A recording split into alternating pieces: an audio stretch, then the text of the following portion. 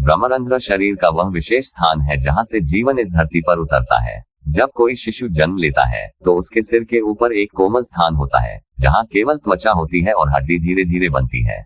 यौगिक विज्ञान में इस स्थान को ब्रह्मरंध्र कहा जाता है, जिसका अर्थ है ब्रह्म से जुड़ने का द्वार। जीवन जब इस शरीर में आता है तो वह शुरुआत में इस द्वार को पूरी तरह बंद नहीं करता, क्योंकि अगर उसे लगे कि यह शरीर उसकी यात्रा के योग्य नहीं है तो वह वापस जा सकता है।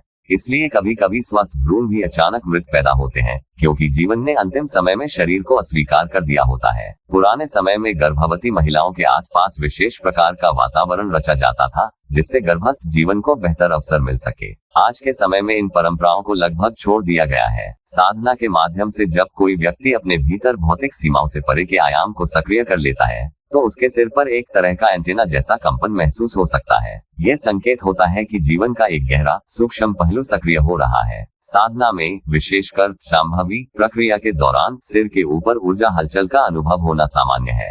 हालांकि शरीर के किसी भी हिस्से पर ध्यान केंद्रित करने से भी हल्की हलचल हो सकती है, इसलिए अनुभवों को गलत तरीके से बढ़ा चढ़ाकर नहीं लेना चाहिए। जब साधना गहराई पकड़ लेती है तो शरीर के बाहर स्थित 2 चक्र भी सक्रिय हो सकते हैं, जिससे व्यक्ति को जीवन का एक बिल्कुल नया दृष्टिकोण मिलता है। ब्रह्मरंध्र से सचेतन रूप से शरीर छोड़ना सबसे सुंदर प्रस्थान माना गया है, क्योंकि यह वही द्वार है जहां से जीवन आया था।